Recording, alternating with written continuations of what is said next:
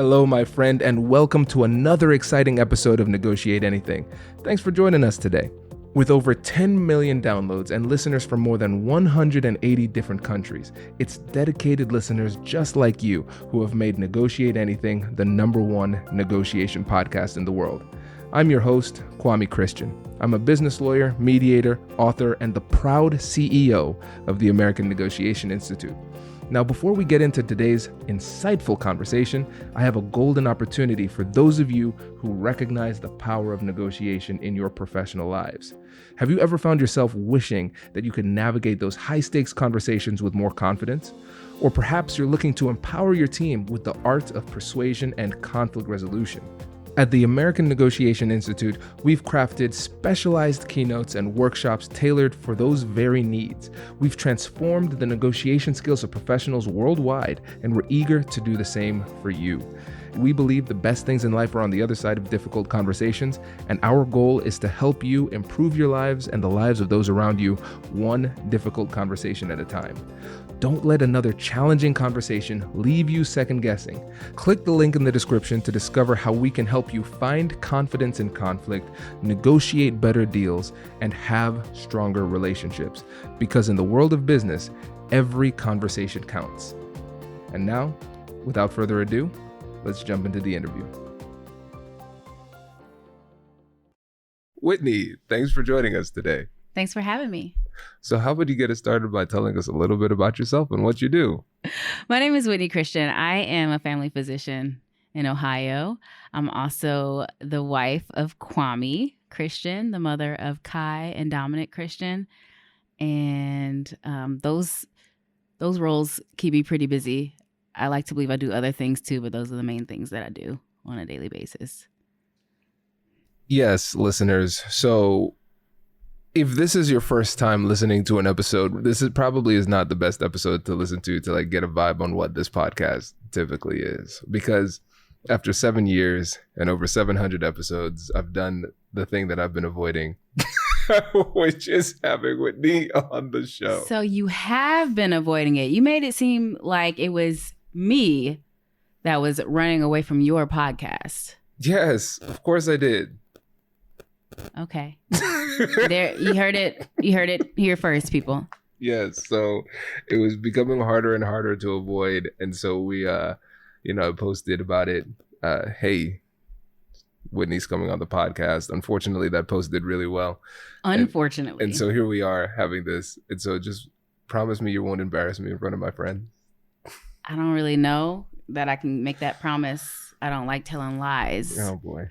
And I don't like making promises I can't keep. So I will say that I will be completely honest in this interview. So you be careful of the questions you ask me. Your honesty is the thing that concerns me the most. So I asked folks on LinkedIn and less so on Instagram because, people Instagram doesn't like you. Instagram hates me, man. Like people just come to see you, Kai, and Dominic. Nobody cares about me on Instagram. So let's just talk about LinkedIn. And we got a lot of questions from people. And I think what was really interesting is that I was saying, okay, Whitney's a doctor. She's going to come on the show and talk about like difficult conversations that she has with patients and all that type of stuff. But there was a very clear pattern in the responses on LinkedIn. People want to know about you as a person and about us as a couple, which is terrifying.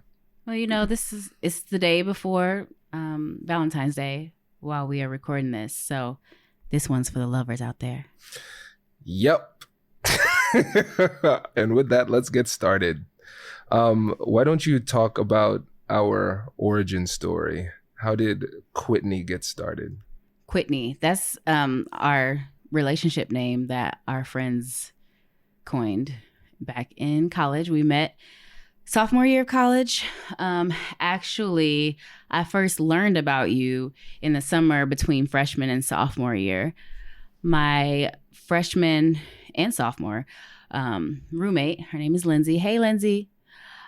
She went on a study abroad trip this summer between freshman and sophomore year, and you happened to be there. You guys went to Ecuador for Spanish class, and she actually sent me a Facebook message in the middle of the summer, like, hey, there's this guy named Kwame that I think you should meet, and I think you guys would be great together. And I was very studious. I didn't really care to meet you. I was just like, why is she trying to hook me up with this guy? And so I was like, oh, okay, sure, whatever. And then sophomore year started, and you all had a get together with all the people who went on the trip. And you came to our dorm because I guess Lindsay had to pick something up. So you kind of just poked your head in, and I was sitting there studying because I was trying to get into med school. So I was in the books. And he said hi. I looked and said hi, and that was it until the next quarter. We were on quarters back then. And then we ended up being in a class together. So I remember that day very clearly, because it wasn't just you said hi. It was quite dismissive, I would say, because it was you turned around briefly and literally only said hi. I was studying biology. I had to stay focused. And you just turned around, said hi, and turned back around. Like, I don't even think you waited for my response of hi back. And I was like, well, that went well. Let's go eat some tacos. Did she say anything about me to you? I actually have never asked you this before. Did Lindsay say anything about me to you before you met me? Nope. Okay.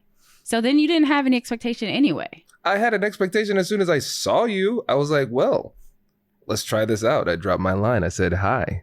That was a line? That was a line. That's just a greeting. I didn't have much game. Okay. And so, fast forward. Fast forward to the next quarter, winter quarter it was. We had a Spanish class together, and then we also had the same Spanish tutor. I will go ahead and say right off the bat, I didn't need tutoring. I got a 4.0 in my minor for Spanish. But we ended up having the same tutor, and we had a couple sessions together that I enjoyed your company during those sessions. And then we started to study together, which didn't really do too great because we were mostly flirting. Yeah, that's where my game came in. I don't know that it was game. I just thought you were cute in the lack of game that you had, because I just felt like there was just honesty there. Dude, that's my game. Okay, if that's what you want to call it. Yeah. I need to call it for my ego. Okay. But yes, that was it. Really, it was just saying, hey, you want to study, and those study sessions went well. They went well because of the chemistry we had. It went very poorly in terms of like actually studying. Unlike Whitney, I did not have a 4.0. I was struggling mightily. It's like I came back from Ecuador feeling really confident because I could speak really fluidly, but like the perfection of Spanish grammar was just destroying me.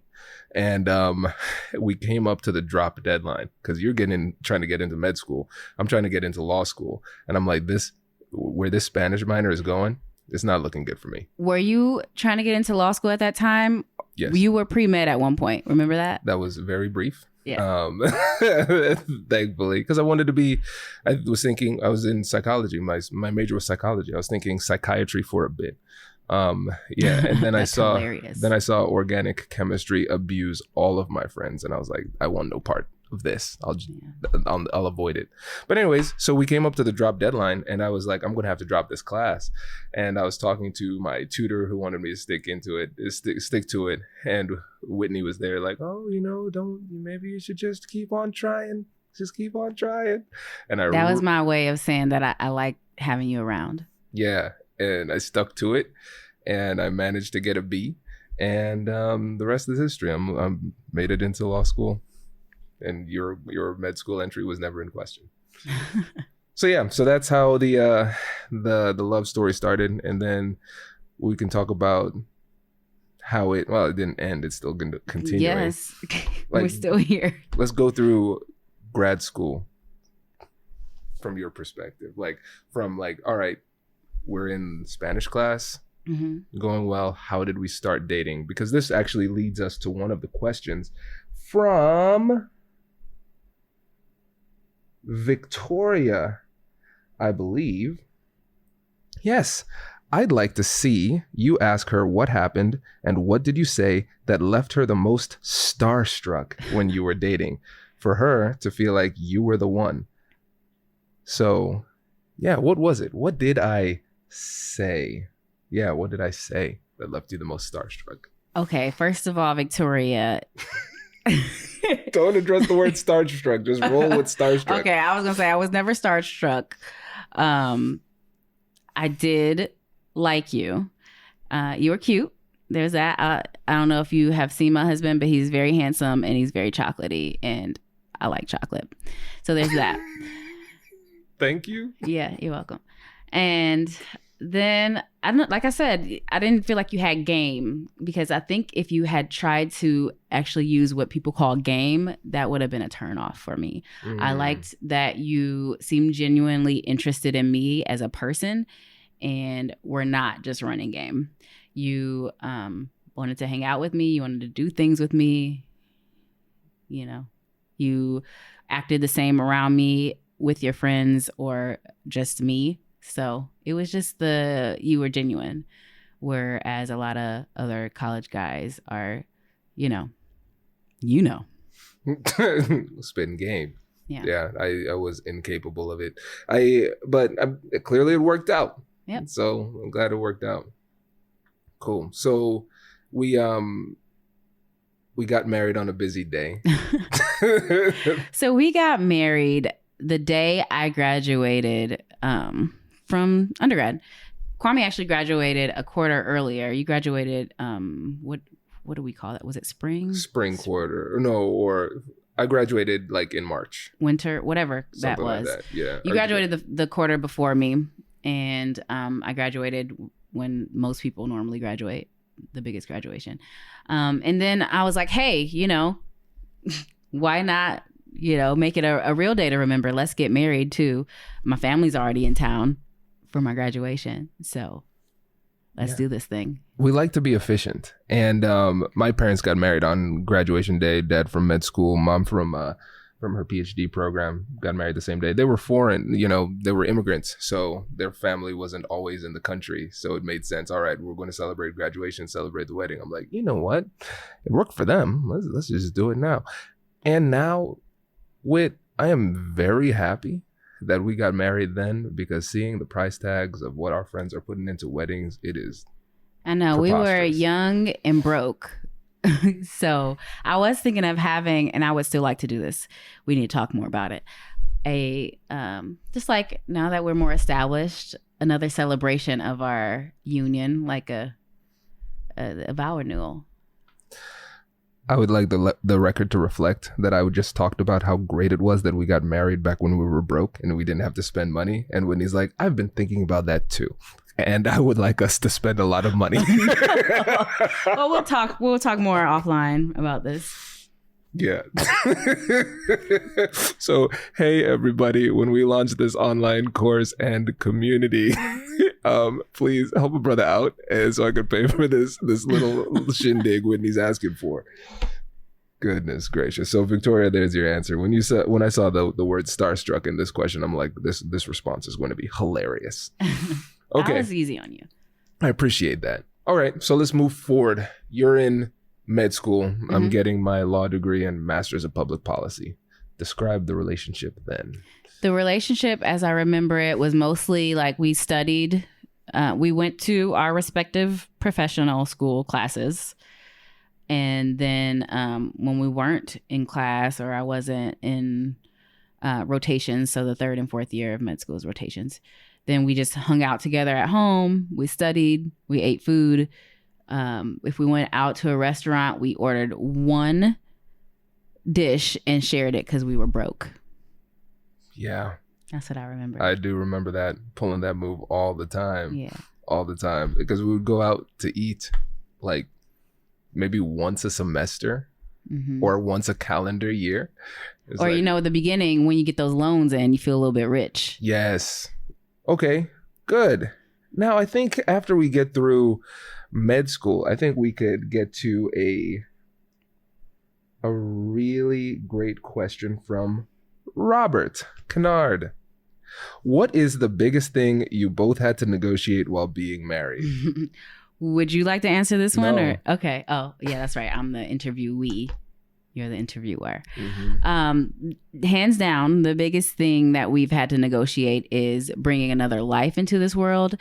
After our first child, there is a sizable gap in age. So our oldest is 7 and our baby is 1.5 years. And the reason for that is, you know, in the beginning, before we even got married, Kwame said he wanted 2 kids. I said I wanted 3. I was able to, you know, be okay with the idea of 2. And then after the first one, Kwame had a real hard time, people, adjusting to fatherhood. And what it really was, he had a really hard time adjusting to the difference in attention he got from me when it was just us to when there was a baby. So after that first child, he was like, I am not trying to lose more of your time and attention. So he didn't want to have any more children. And it took 4.5 years to convince him to have another baby. And that's definitely the biggest. And now you're very happy. He loves our babies, both of them. I'm going to go into interviewer mode right now. So tell me more about the conversation you had with your husband for the second child. What's the second child's name again? Dominic. Dominic. Beautiful name, by the way. Tell me about how you went about having that difficult conversation with your husband. Here's a quick warning for everyone listening. Scams and identity theft usually don't start with some genius hacker. Most of the time, it's just because your personal data is so easy to find online. I'm talking about people search sites, shady directories, and places where anyone can pull up your address, phone number, and even your relatives' info. And then they use that leverage to impersonate you or target your family, and that's how these scams usually work. That's why I've been using Incogni. Instead of you spending hundreds of hours manually trying to opt out of these sites yourself, Incogni just automates the whole thing. They act as your proxy, taking down your data and demanding its removal from databases you've probably never heard of. And the thing is, this isn't just a one-time fix. Data has a way of popping back up, so Incogni continuously monitors these sites in the background to make sure your information stays deleted. I personally recommend the Family Unlimited plan. It's the best way for you to cover your entire household. It includes custom removals, so if you ever find a specific page exposing your family's info, you just send Incogni the link and their privacy experts handle the manual takedown for you. You can get your data back risk-free with Incogni's 30-day money-back guarantee. And if you use the code ANYTHING at incogni.com/anything, you'll get 60% off an annual plan. Again, that's incogni.com/anything. Code ANYTHING. Are you ready to take your business marketing to the next level? Meet Brevo, the all-in-one CRM platform to help you connect with customers, boost engagement, and grow your business smarter. With Brevo, you can manage all of your customer interactions in one place, nurture leads with their built-in CRM, reach your audience through email and SMS, and keep them coming back with powerful automations. But here's where it gets really exciting. Meet Aura, Brevo's AI assistant. Aura helps you to craft smarter campaigns by suggesting personalized content, optimizing send times, and even analyzing performance data to help you improve your strategy in real time. It's like having a marketing expert on your team 24/7. And of course, Brevo offers advanced analytics, seamless integrations, and AI-driven personalization. Everything that you need to create multi-channel campaigns that hit the mark every time. And of course, Brevo offers advanced analytics. Get started for free today. Use code ANYTHING50 to save 50% on starter and standard plans for the first 3 months of an annual subscription. Just head to www.brevo.com/anything and take your marketing further with Brevo and Aura. I mean, I don't think there was just one conversation over the course of those years.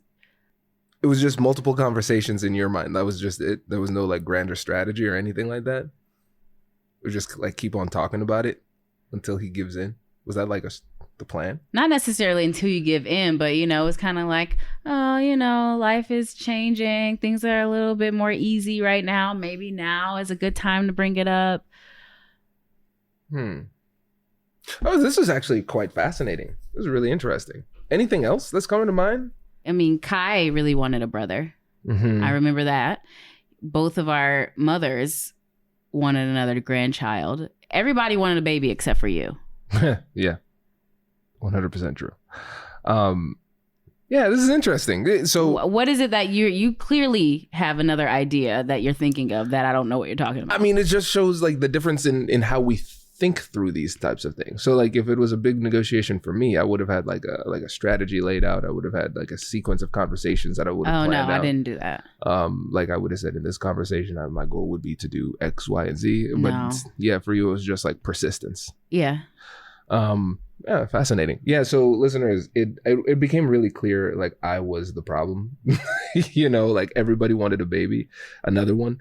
And then once Kai got to the point where he could like vocalize himself, like articulate himself really clearly, I was like, oh my gosh, okay, now he's having a vote too. It's going to be hard for me to withstand this level of pressure. I actually feel like Kai had more of a negotiation than I did. I have a video of him before we were pregnant, talking about like, if I do, he was like 4 at the time. If I do well in school, if I like listen to you at home, then we can have another baby. I have this video of him. And then a few months later, we got pregnant. So I really think he was the one who did the big negotiation. Yeah, it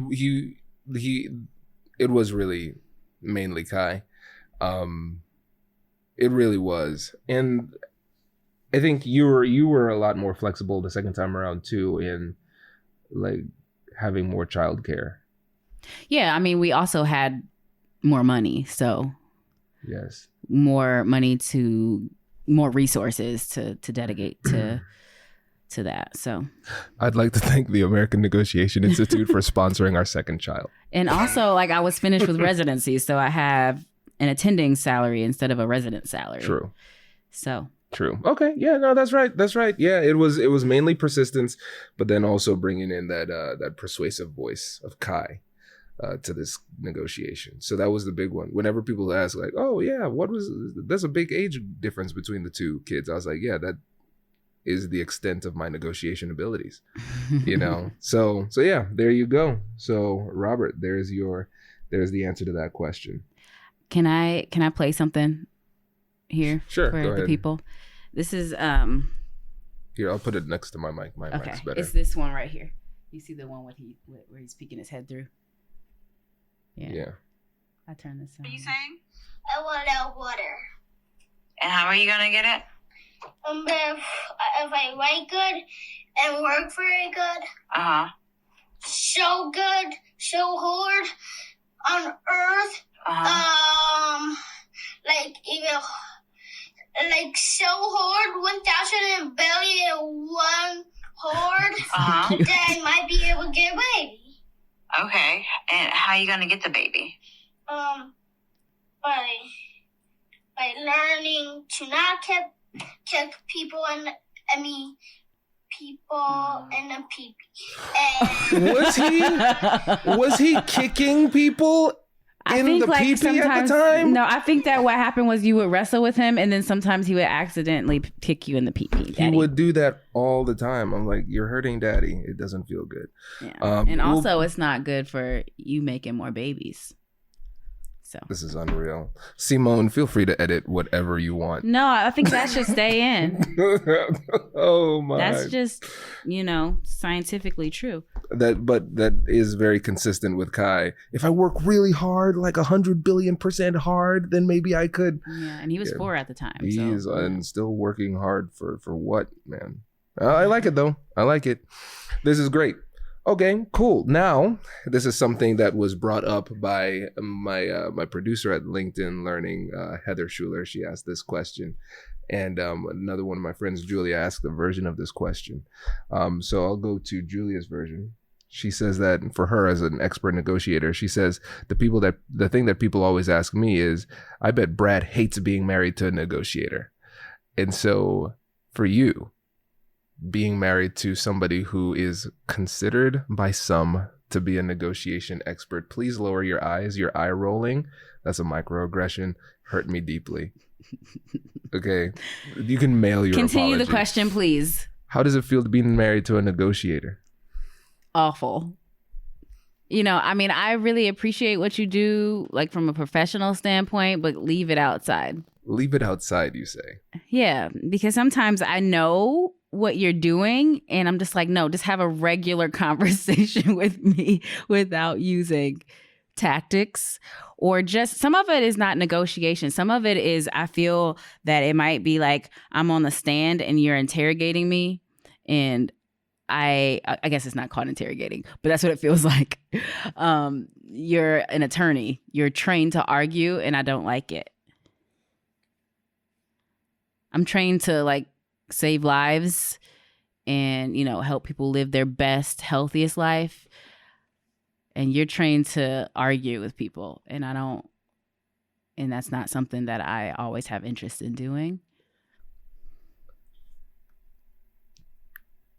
So it sounds like your biggest challenge is with being married to somebody like me. Why are you smiling so much? You can hear the smile. Y'all hear that, right? Y'all hear his smile? I'm trying to be a good interviewer. Okay, go ahead. And not be defensive. So it seems like the biggest challenge is, at times, it can seem argumentative. Yes. I'm trying to think of a recent example without actually giving the specific example. Like you'll say something like, gosh. So, the other day you came home. He was gone on a work trip. First of all, I never go on work trips. You were gone from Sunday to Thursday. I was exhausted. I barely And when travel. you came back, I was at work, and you sent me a text message. Oh, can I please do the dishes tonight?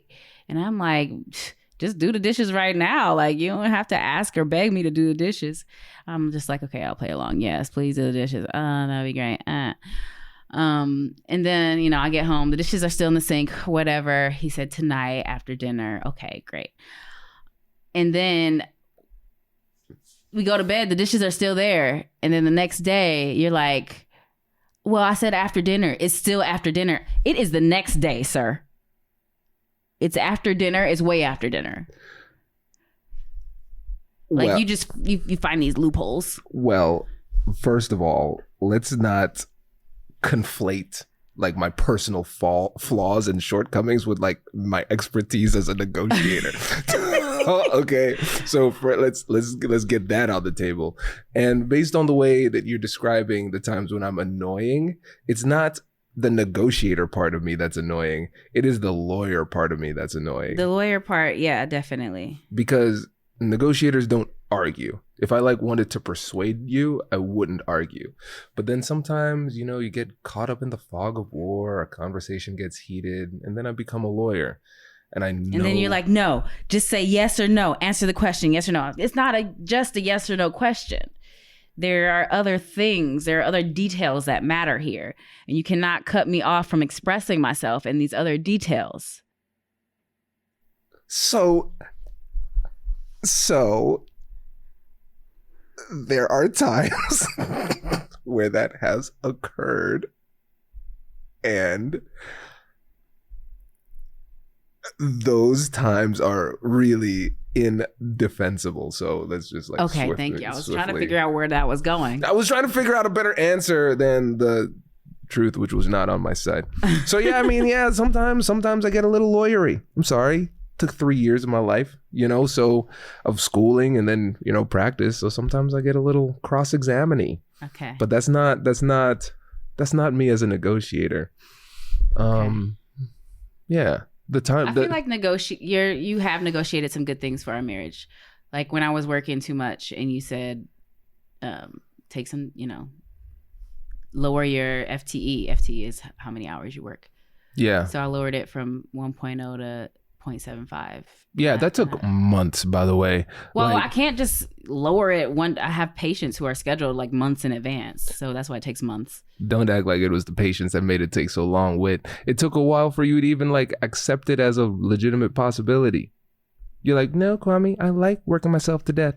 I never said that. No, you said it with your words, with your actions. Okay. Oh, look who's defensive now. I'm not defensive. Your shoulders are all high. I'm just tired because I worked today. You make it sound like I don't work with. I didn't say you didn't work. I said I worked today. Did I say anything about Kwame? I don't know. I'm all defensive now. Yeah, you are. I don't know. Super defensive. Listeners, I'm not this defensive. I'm Kwhitney Christian. I'm this like lovable guy. Let's go back to these questions. This is like.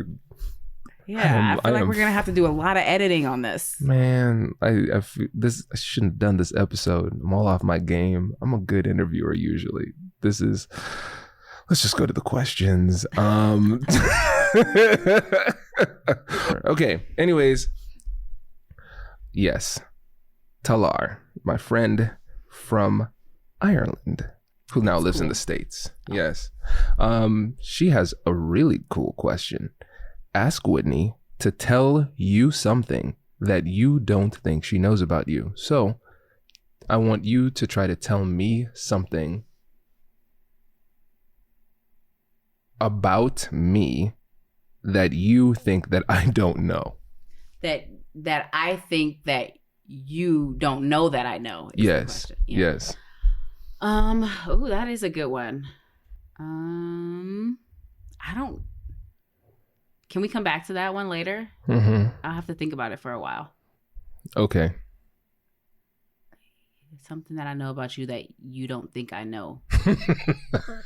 Such a dangerous question. I know. Like, I know what you do when you sneak out of bed at night. No. Kwame has insomnia. Have you told them this? I don't think I've come out publicly and said it. Oh, well, you can cut that part out. That's a I mean, that was fine. Hippa schmippa. Yeah, I have insomnia. So sometimes he just gets out of bed in the middle of the night and he starts doing stuff for his work. Yeah. And I roll over and I'm like, where is my husband? Yeah, the team is quite familiar with like the 2 a.m., 3 a.m. messages. Mm-hmm. Yeah, it's pretty wild. But yeah, usually it's not that exciting. I just go down into my man cave and try to sleep aggressively. Fun fact, trying hard to sleep. Not really good. Sleep harder, Kwame, sleep harder. Yeah, it doesn't I think work. you know that I know that you resent me for being able to sleep at like any moment at any time. It is your superpower, most despicable quality. Oh, like I can fall asleep standing up. No, this is the thing. There are several layers of resentment. So it's not just the fact that you're flaunting the ability to sleep when I struggle with it. It's not just that. It's the nights when we have a difficult conversation and I'm all heated. An argument. He's calling it a difficult conversation, but what he means is an argument. I wish this was recorded so people could see like how smug you looked when I said it's the nights when we have like a difficult conversation. You got so smug because what happens is I'm all wound up, I'm all mad and everything like that, and then I can't sleep. I'm too worked up to sleep. And Whitney's like, yeah, the conversation ends, and Whitney's like, good night, and immediately falls asleep, like it didn't bother her at all. Well, I'm never not tired is the first thing. I don't know of a time when I've not been tired since residency. And I had Kai in second year residency. So my career and my children, I'm always tired. I can always take a nap. So that's number one. That's why I can fall asleep easily. Number two, sleep does amazing things for my emotional regulation. When I wake up in the morning, I'm not mad anymore. So I know that the sooner I go to sleep, the sooner I'll be like, hey, Kwame, how you doing? And then you wake up the next morning and you're still pissed, probably more so than before because I slept and you didn't. Yeah. But I'm like, hey, I feel fine because one, I don't hold grudges in general as a person. And two, I just slept and that helped my emotions just like come down. I'm even killed now. Yeah.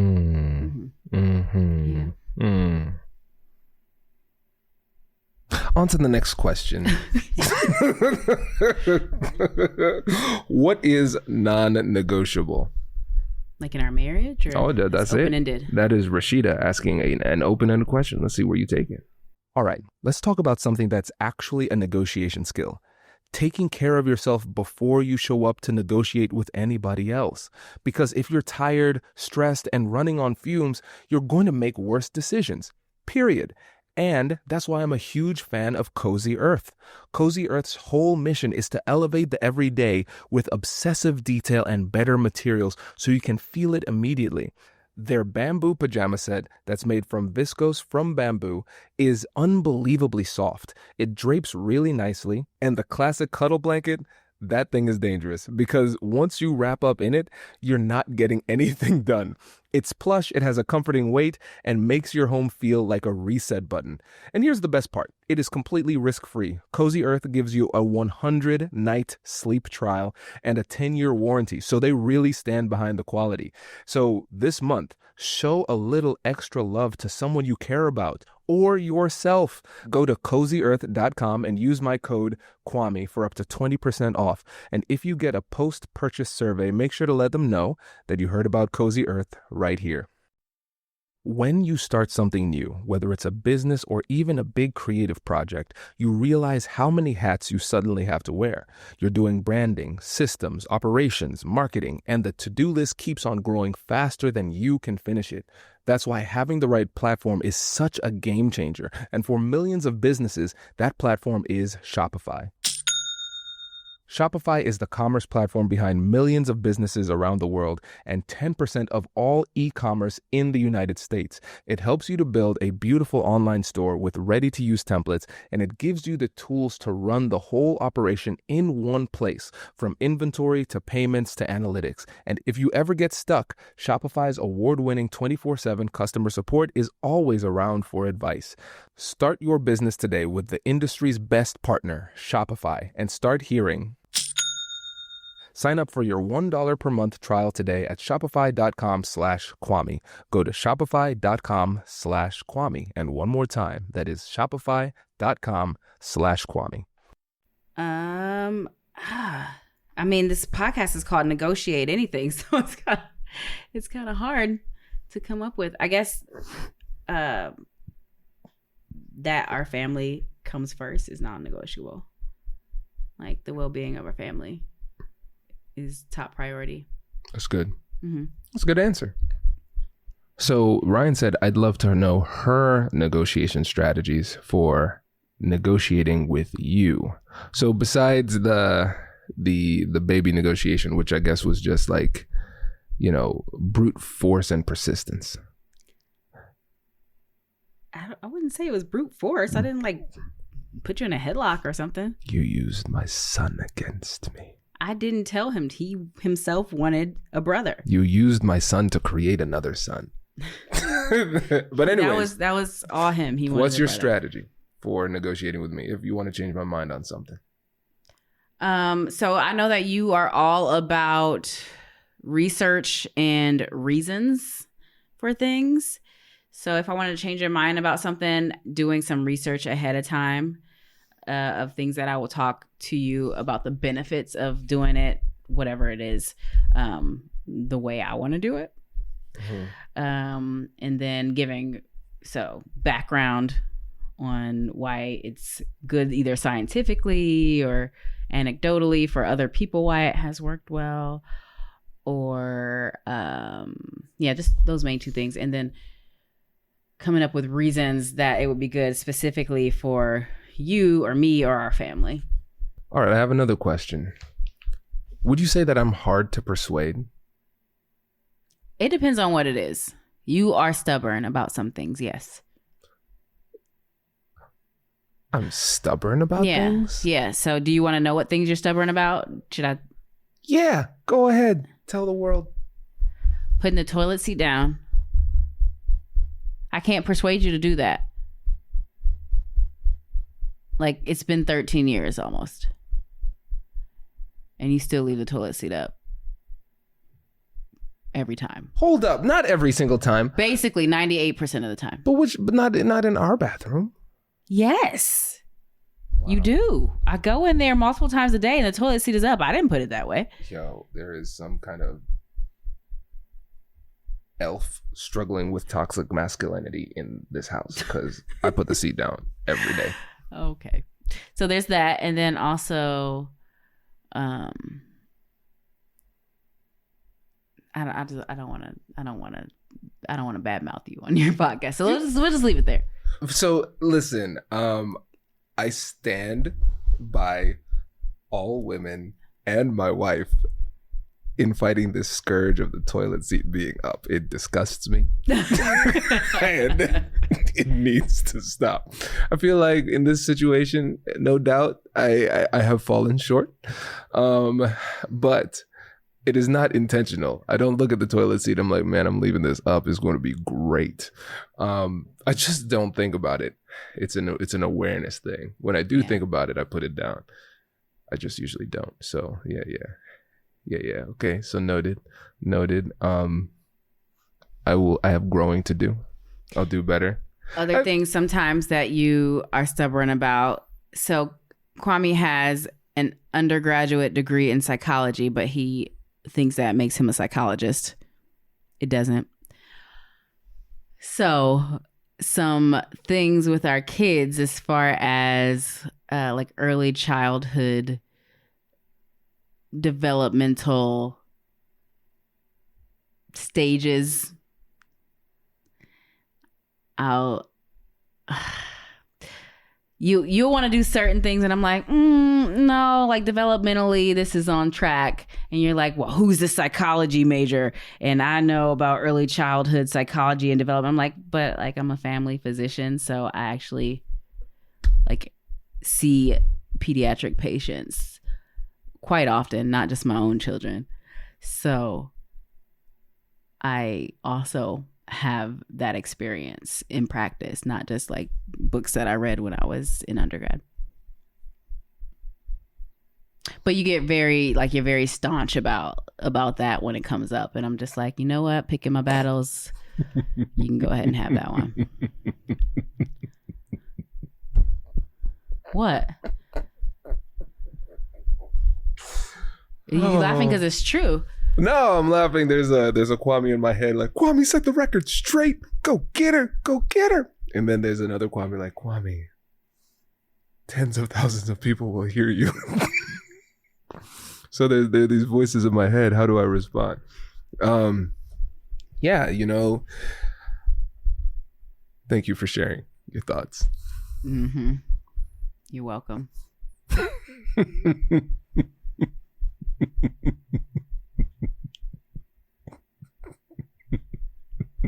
Oh man! Oh that man! tickled you a lot. No, listen, I feel like I might regret doing this interview later. How would you regret the interview? Because I feel like you're like taking mental notes about things to like use against me later. First of all, I never take notes. Never. You have an entire document on your phone where you just talk to yourself all day and you take notes. Who's going to believe that? The next question. So this question is from Solangel. I'm not sure if anybody has asked this question. However, what is something you each have learned in your professions that your spouse has been able to utilize and put into practice? So for me, as a lawyer and negotiation expert, clearly with questionable negotiation skills. No, you have wonderful negotiation skills. What have you learned from me? And I'll respond from your perspective too. I've learned about compassionate curiosity. So going in, asking questions in a, compassionate way and really listening for the answer to be able to have a better understanding of where the person's coming from. Nice. Can you give an example of when you used it? I think I use it every day because I interview people every day for work. I talk to people and ask them, whatever the medical issue is or that they're dealing with. I ask them, what's bothering them? How did they get to this point? If the problem is that maybe they're not taking their medication like it's prescribed, trying to get a better idea of why not. Is it just because they're like, I don't want to take medicine? Or is it because the medicine is giving them a side effect? Or is it because they're afraid the medicine might give them a side effect, so they never even tried it? Or is it because they can't afford their medication? So just trying to, instead of saying, hey, I see you're not taking your medicine, why not? Just saying, I know that there are a lot of reasons why people may have trouble taking their medications as prescribed. Is there anything that is getting in your way of taking your medications? Yeah. Yeah. Nice. Cool. I think for me, it's just recognizing the expertise of like the body there's a lot to know and there's a lot that I don't know. And so it's just recognizing, okay, I've lived with myself for a good amount of time, but that does not make me like a doctor. I don't know like what's really happening. And so just having a bit more humility and getting checked up when I need to. I think just recognizing that expertise and deferring to people in the medical field when appropriate has been one of the greatest learnings for me, so. And I will add on to that, while you're not a physician, you are the only person who has lived in your body for as long as you've been alive. So in that way, you're an expert on your own body. So if you feel like something's off, you should definitely advocate for yourself to get it checked out and get an answer and hopefully a treatment that works to make you feel better or to resolve the problem or to manage the problem. So you said you're not a physician just because you lived in your body, but you do know your body better than other people. Right. Know your body. Okay. No, that makes a lot of sense. And that's right. I think it's that blend, like, because what I would often do is I would feel something like, this feels kind of off. It'll probably be fine, and then just moving on with it. But you push me to get checked up, which is good. And also when I'm like, I mean, you're a doctor, just look at me. Make sure I'm okay, and you never let that slide. So I appreciate that. I see another good question from Julia. She is the question queen right now. Can you think about times where negotiation and conflict resolution skills have helped us in our marriage? Oh, yeah. Yes. Are we talking about specific examples? Yeah, go ahead. I think something that I learned from you in negotiation is kind of acknowledging and legitimizing other people's feelings and experiences. So trying to come at the conversation that way first.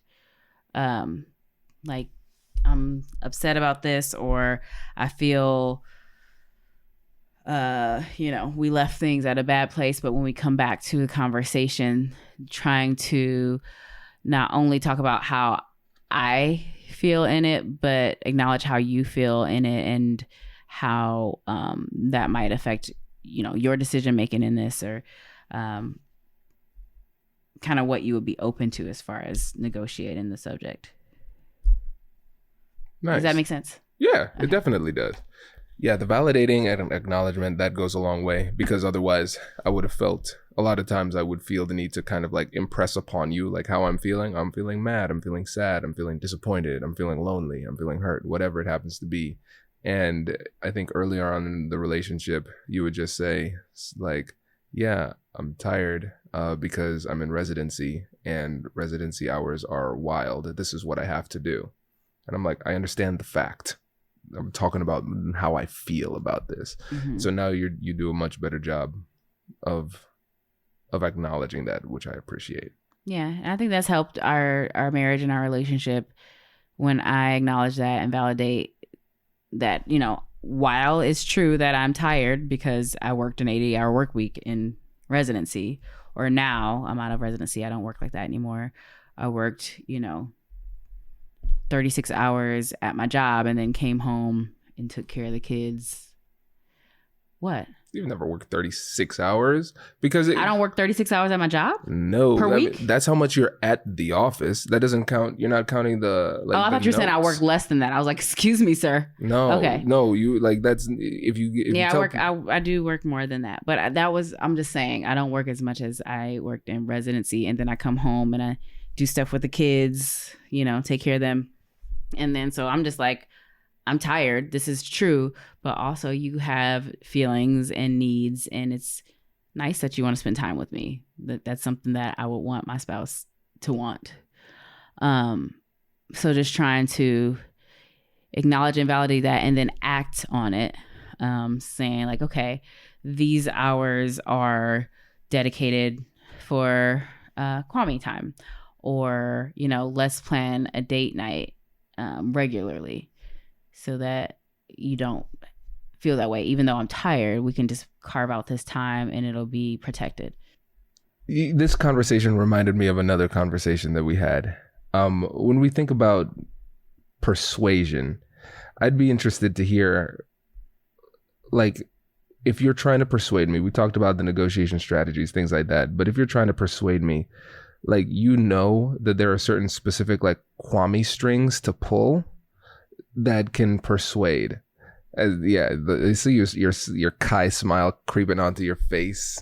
What is the question, sir? Because the question is, when you think about things that motivate me, things that make it more likely for me to do what it is that you want, like when you think about persuasion, like what comes to mind? How do I persuade Kwhitney? Sex. Not where I thought you were. That's why I was smiling like that, because I thought that's what you were getting. Is that not the most persuasive thing for you? You said at the beginning of this interview, you said, don't embarrass me. I said, I cannot promise that. I will be completely honest. That is the complete 100% honest answer. And it's also a fact. Dr. Whitney Christian, we thank you for your first conversation. I thought that's why I was looking at you like that. Like, do you really want me to answer this question? Did you not read the eyes? I read the eyes. I didn't think you. Anyways, yeah, okay. What did you think I was going to say? It's a solid answer. It's factually correct. Now, is there anything else? You like to work out together. I do. So those physical activities. Physical activities and also cuddling. Another, physical activity. So your love language is quality time and physical touch. Correct. So those things move the needle for you. They certainly do. I was thinking about the time, I think it was in December, where you wanted us to go on more dates. And you were disappointed on how many dates I was taking you on. Do you remember your approach there? I said I wanted more romance. Yeah. And I said, maybe you're not romantic. Is that what I said? Nope. You said, I said, well, you're busy. You're tired. I'm mindful about taking too much of your time. I don't want to ask for time that you're not willing to give. So I was like, look, my mentality for romance is work super, super, super hard in the business, make more money, and then buy back more of your time as you start to scale back. And that's what I said. Yeah. And I was like, but what about right now? Yeah. This week, next week. I don't that's going to take time. Uh-huh. I want romance now. And then I said to that, I was like, I thought you were too tired to go on these types of dates and stuff, but now I know, so that's good. But there was one thing that you said. You don't remember. You'll remember once I said it. You said, yeah, because I'm getting a lot of beta vibes from you right now. You remember texting that? Yeah. I was like, beta? Excuse me. Kwhitney Christian is not a beta, whatever that means. In this context, I'm gonna romance the hell out of you now. Yeah, I was romancing. Yeah, I do know that I can say certain things, and usually I reserve those, But sometimes it's necessary to get the desired outcome. The ego. Yeah. The ego is there. Yeah, the ego can be there. It's like, really? And I know I'm getting played. Sometimes I got to make a point. Mm-hmm. Unbelievable. So then you took me to Cancun for my birthday, so that worked. It was great. It was a nice date. It was a very nice date. How, as a doctor, do you balance being a successful doctor, clinical professor as well? So you have students that rotate with you. You have 3 children. Are you calling yourself a child? Why are you saying 3 children? At times. I appreciate you acknowledging that, because I wouldn't have said it, because like I said, I'm not trying to disrespect you on your own podcast. Listeners, did you hear what she said? It's not that she doesn't want to disrespect me in general. She's like, not on your podcast. That's like coming in somebody's house and then like coming in their house and disrespecting them and starting to fight in their own house. Yeah, that happened. Yeah, that was Christmas. Yeah, that was Christmas. I will bring that up to the dawn of to the end of time. We don't need to get it. We don't need to get into that. That's family business. Coming into my house. Okay. All right. Moving on. What was the question? I forget, but this answer has been great. So, how do you balance with extreme difficulty and actually, probably not at all? How do I because I feel like there's always going to be something that gets the short end of the stick. So yes, I'm doing all these things, but I never feel like I'm doing all of them to the best of my ability or to the point where I'm satisfied. So for example, we talked about how sometimes Kwame would feel lonely or like we didn't have enough time together. So sometimes it would be our relationship that suffered because I was so busy. Sometimes it would be, I want to be home to see my son get off the bus. But I can't because the clinic ran late. And so somebody's there to get him off the bus, either Kwame or his mom. But I would like to be home more. But that's not always possible. And then otherwise, last week was a crazy week. Kwame was traveling.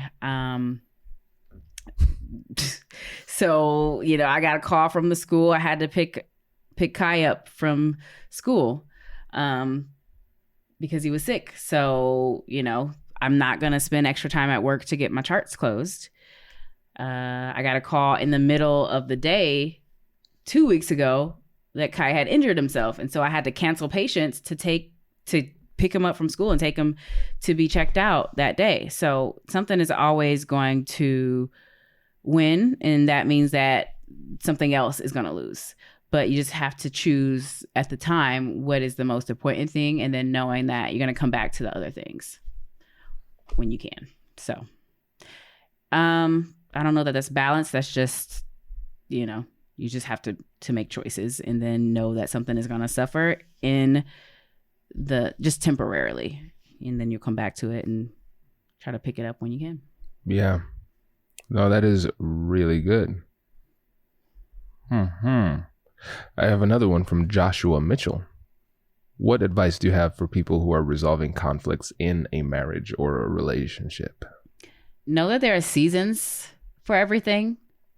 So I don't know, everybody's conflicts. Some conflicts are probably insurmountable and maybe you shouldn't stay together. Now, this is not me giving relationship advice, but there are seasons in a relationship. There are different things that you may have to overcome. And if you feel like your relationship is worth it and that it is something that you can overcome, just know that you're going to have to work at it and it won't feel like this always. Great advice. And then also, things can get better and then they can get bad again because we're humans. That's for sure. It's not going to be like, oh, everything's better and now it's smooth sailing forever. There are seasons. That is true.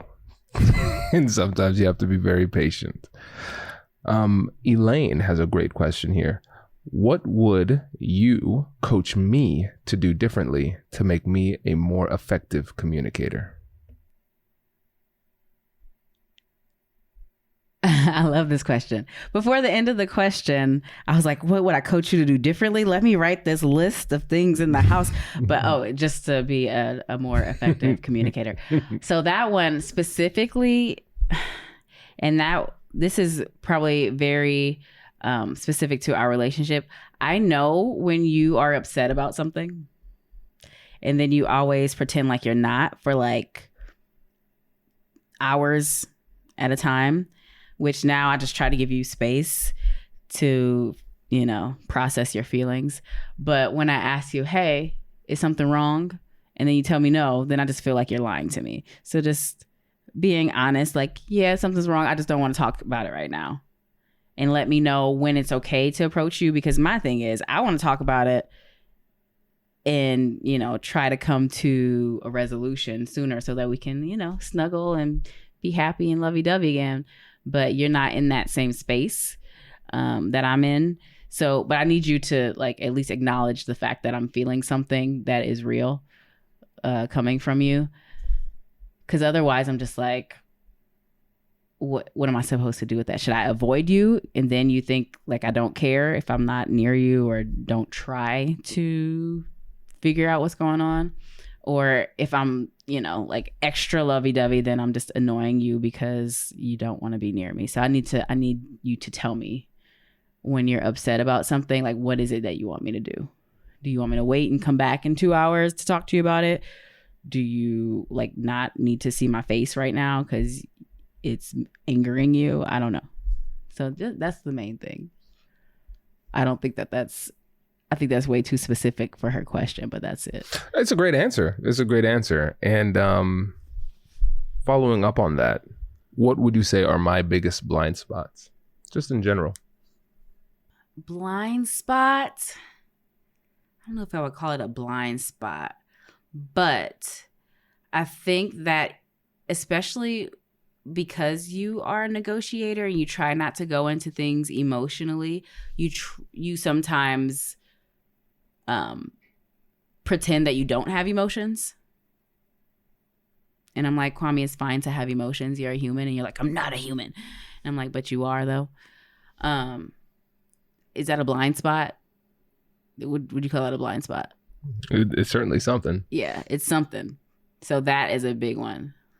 Like not wanting to acknowledge your humanness and the fact that humans do have emotions and it's okay to have emotions and to be honest about them. Have you seen any improvement in that area over our relationship? Absolutely. When you started getting therapy.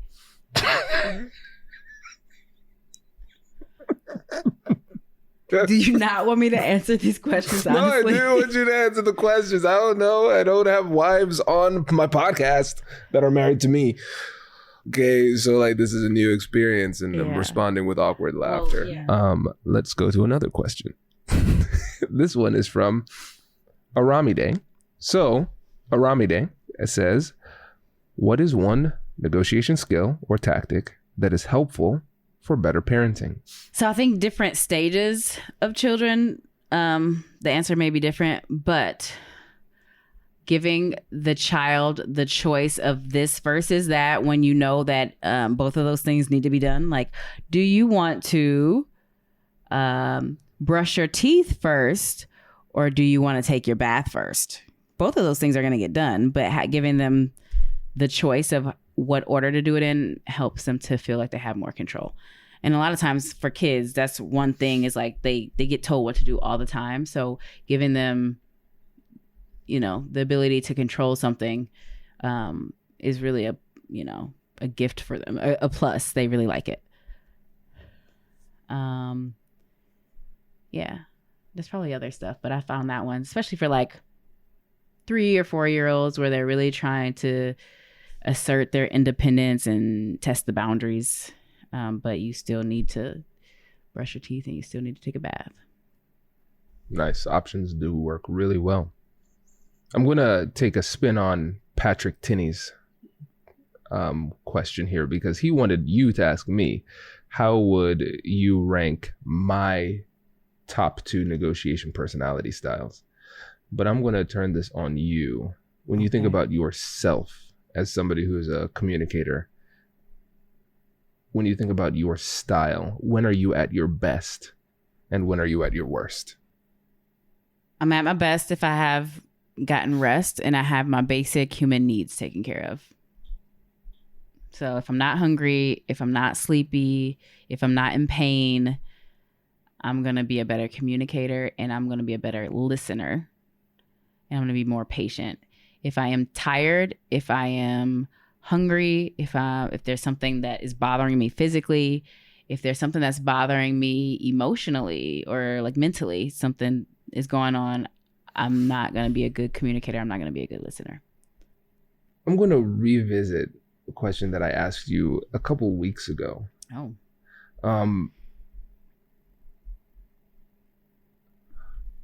Have you noticed that in our relationship, I'm at least trying to be more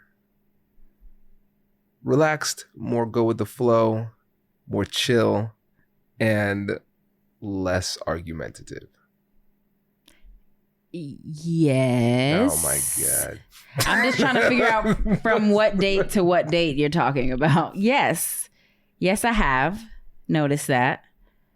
I'm interested to know, like, tell me about your date specificity. That's fascinating to me. Has anybody called Kwame's phone and let it ring to go to voicemail? First of all, everybody knows that voicemails and emails and mails, just mailing me things, those are all acts of aggression. But you own a business, so you're gonna receive correspondence. I do. So you have to deal with that.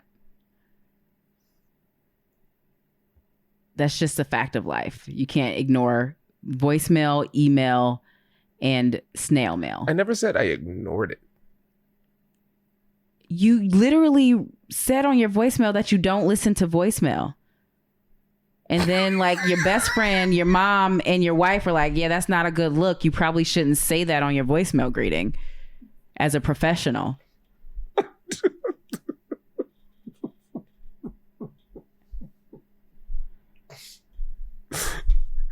How is this an answer to my question of, oh, I see. Oh, I see. You're saying this is me being stubborn and not adjusting. Okay, don't respond with that tone, that tone that you just did. Yeah. Okay, fine. Fair. But I did change my voicemail. I changed it. His voicemail now says, because my family wants me to have a voicemail, I'm going to have this voicemail, but I still don't listen to voicemail unless it's an emergency or something like that. I like to be honest. Okay. So I have it. I made that adjustment. Okay, so I guess, so I'm not as flexible and compliant as I thought. Is that the message I should take away from this? Yeah, but we're all learning and growing and evolving every day. Which brings us to a great question to wrap up with.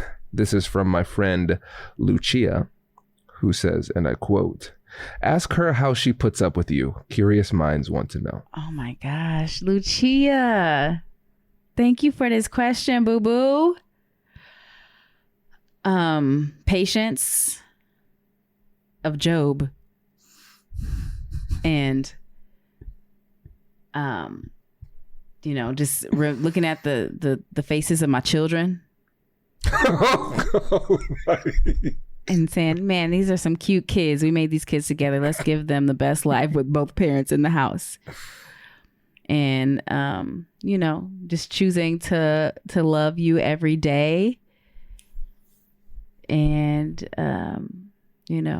forgiveness and remembering this, I mean, all of that is true, but this is really something I think about all the time. Remembering kind of our foundations and how we were before we had kids, how we were in undergrad. And I have this picture from, I think it's on Facebook, where we were somewhere studying in undergrad, and your face is like, it was taken on my laptop.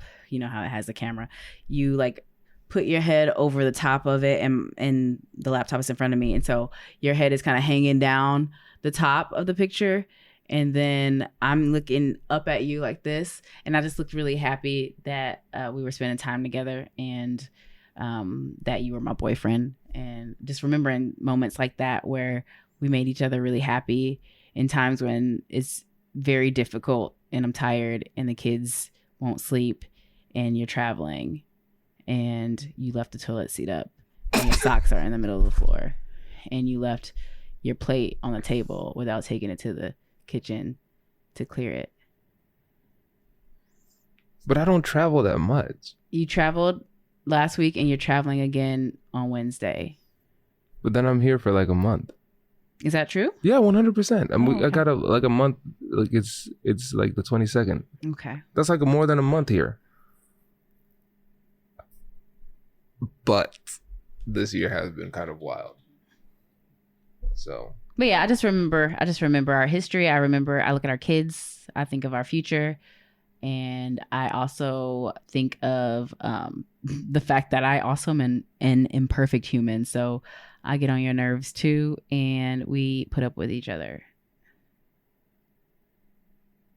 That's good. I like that answer. Yeah, that's a good answer. Now, let me ask you some questions. Oh, I thought you said to wrap it up. I don't know. I'm enjoying this more than I thought. Okay. And this is a Julia question, actually. Julia asked like a million questions. Julia, you have good questions. Great questions. What hopes do you have for your future together? I hope to grow old together. But like be like some really ripped older people. So grow old, but still, lift weights at the gym. Cause I see some old people at the gym and they're still at it. So there's that. And I want to travel the world together. And we haven't taken our kids on any international trips. We need to get that. We need to get on that. So yeah, travel with the family. Yeah, I'd like to take you on these trips because I'm on the road like every week. You know. I don't travel too much. Remember you said that a few minutes ago? Yeah, once a week. And then you just said I don't travel too much, but I'm on the road every week. Yeah, that's not too much. It's just frequent. It's not like one day per week. It's like 3 or 4. That's like half of the week every week. It'd be great if you could come on these trips, though. Yeah. That'd be nice. So that could be a feature. Kwhitney on the road. Yeah, and our kids. Yeah. Also, give us feedback on this podcast that I was afraid to do for almost a decade. It is officially going to be like the longest podcast we've ever done. I feel like people aren't going to listen to it because it's really just us talking. Yeah, let us know. You could be like, hey, man. I didn't learn anything from this podcast. Never again. Never again. We just want you for the tips. Yeah. So, I accept all feedback. Just don't leave a bad review. Just tell me. just send a message. Just send a message on Don't LinkedIn. mess up his stats. Yeah, don't people, mess with the please. stats. If you really are a fan. Could you imagine if somebody made it this deep in an episode? They're like, man, 4 stars. Boop. No. Don't do it. Just don't review. Cool. So what do you see your future looking like professionally? Because it sounds like you're working a lot and you would probably want to change that. You're so funny because I know why you're asking this question. What? What? Yeah. I work full time now and I wouldn't mind being part-time so that I could spend more time with my husband and my children and travel more. So I see that happening at some point. I'm not sure when. I thought of maybe traveling and practicing medicine in different places we travel, if I could be of service somewhere else. But I don't really know all the rules surrounding that, since, medical licenses don't travel across states. So yeah. Nice.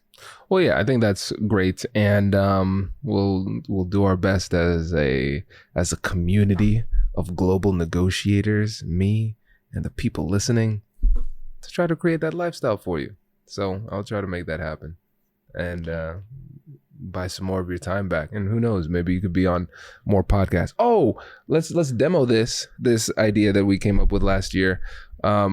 Whitney and Kwame doing a podcast. Is that not what we've been doing this entire time? This is a single episode. I'm talking about creating a show, you and me. You remember that? Yeah. Yeah. That was going to be traveling?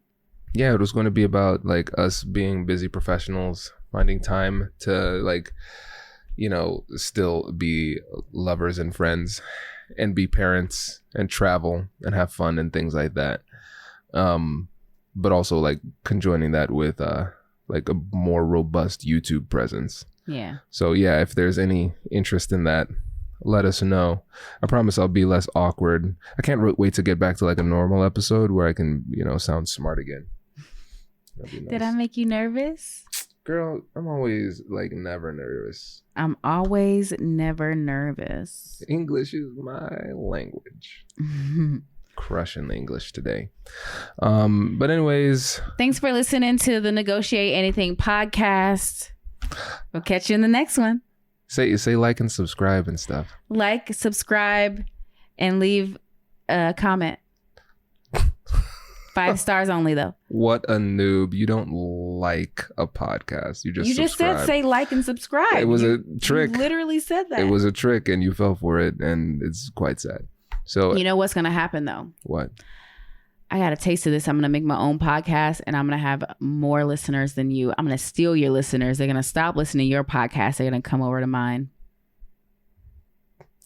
It's funny because you've started a podcast like 18 different times.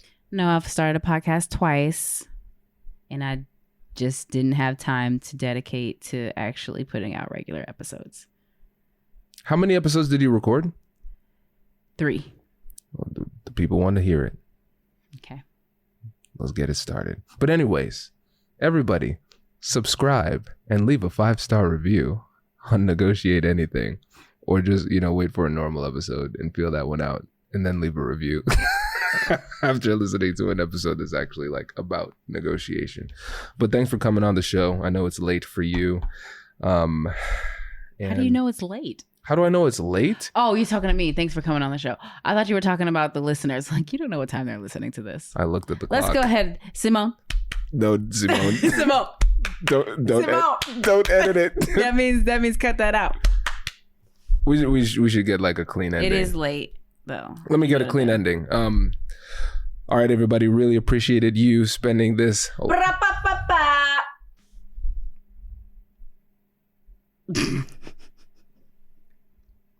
You see, this is the stuff that people don't like right there. That's really loud. That was really loud. All right. Back up. All right, everyone. Thanks. Can you stop? I'm not doing anything. I'm just watching you.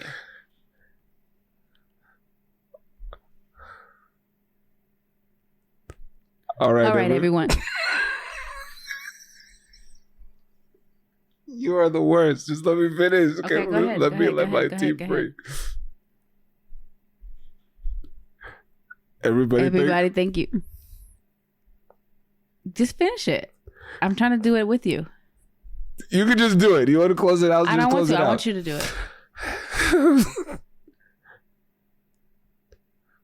All right, everybody. Thanks. Thank you. Okay, I'm walking away. I'm not going to mess with you anymore. Okay, go ahead. All right, everybody. Thank you for bearing with us during that episode. We appreciate you, and people have been asking for it. I hope you liked it, and I'll catch you in the next one.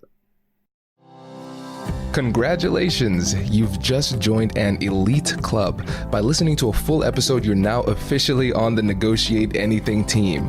So welcome aboard. What most team members do is they subscribe to the podcast because that allows them to automatically get the latest episodes of the show. The best things in life lie on the other side of difficult conversations.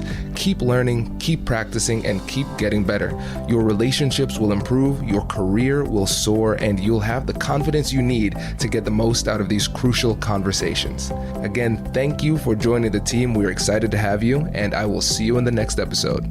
I'll catch you later.